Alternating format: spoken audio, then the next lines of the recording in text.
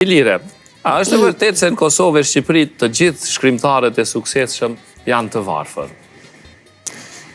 Fatkeqësisht duhet pajtohem me këtë.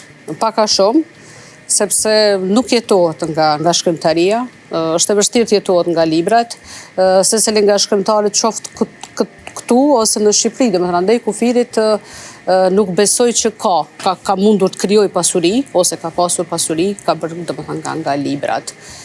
Prandaj, secili nga shkrimtarët duhet të bëjë një punë tjetër për të jetuar, dhe thjesht këtë punën e librit më tepër e ka një lloj pasioni, po nga i cili realisht nuk është i pasur. Faleminderit shumë. Brikena? Janë të varfër sepse ata janë shpirt të pasur. Dhe ajo i bën të thotë që... Arsye tim poetik ishte ky. Po ne nuk mundëm me ikë prej kësaj. Tash mu pajtu të shpirtin se kemi të pasur. Kështu që shpirtin e kemi të pasur, dërsa kjo gjendja ekonomike është vetëm e jashtme, unë mendoj.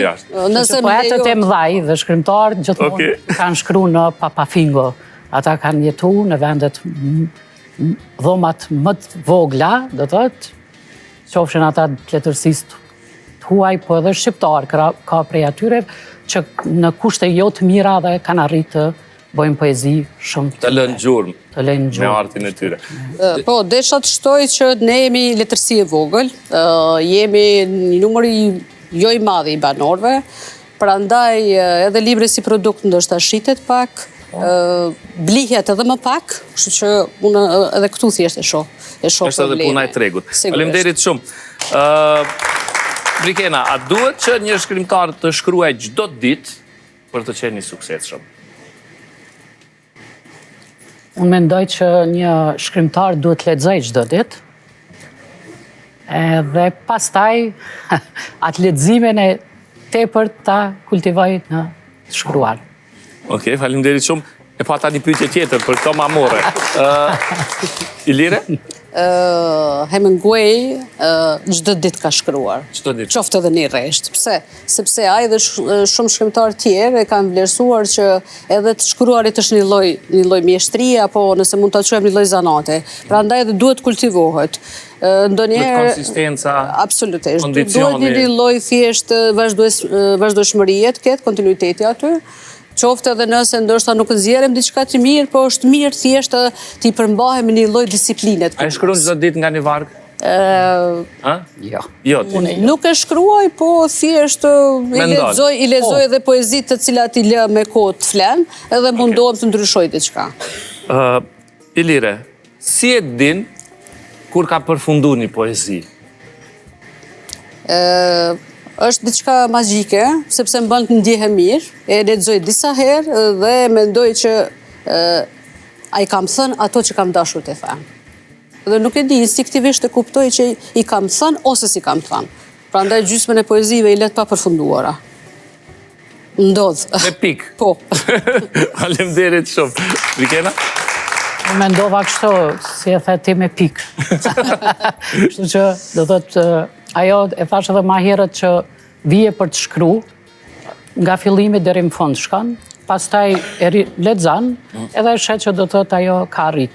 Mund të ndërhy aty këto, po do thotë gjithmonë poezia është diçka që fillon edhe jo, vetëm ndjehet, fillon edhe përfundon, pastaj normal që ajo duhet rishiku, duhet ndryshu aty, sepse kur e loj muftof, ajo është pastaj më e lehtë për të punu. E kështu e nëzet na razane. Faleminderit shumë, Brikena. Faleminderit shumë, Brikena. A vlerësohen poetët e vdekur më tepër se të gjallët, sipas jush? Po, poetët e mirë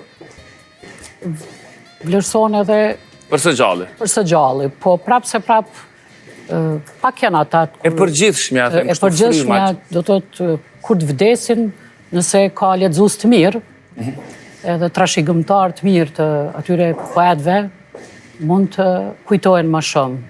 Përndryshe, shumë pak mbesin, do të kuptohet shkrimtar që janë të njohur, do thëtë në letërsinë Edhe pas i vdes. tuaj, edhe pas vdekjes ata mund të lexohen. Faleminderit shumë, Ilire. Po, natyrisht, nëse poeti është i mirë, kujtoj që vlerësohet edhe për zgjalli. Mirë po për zëvdekuri nuk e di pse gjithçka e i rritet vlera më tepër çuditërisht edhe të shkrimtarët të ndodh kjo. Madje për shikuesit do të tregoj një barcolet që lidhet me pyetjen tënde Resul. Mësuesja ju thot nxënësve javën tjetër në orën e letërsisë do ta kemi të ftuar një shkrimtar. Edhe thot mirë shpletoni, mund t'i bëni pyetje. A ka pyetje dikush? Atje nga fundi një nxënës e ngrit gishtin, thot. Pse, a ka shkrimtar të gjallë? Ose të gjithë lexojnë u lind, u vdiq, u lind. A ka shkrimtar të gjallë? Është një barcelet që ka lindur nga realiteti. Okej, faleminderit.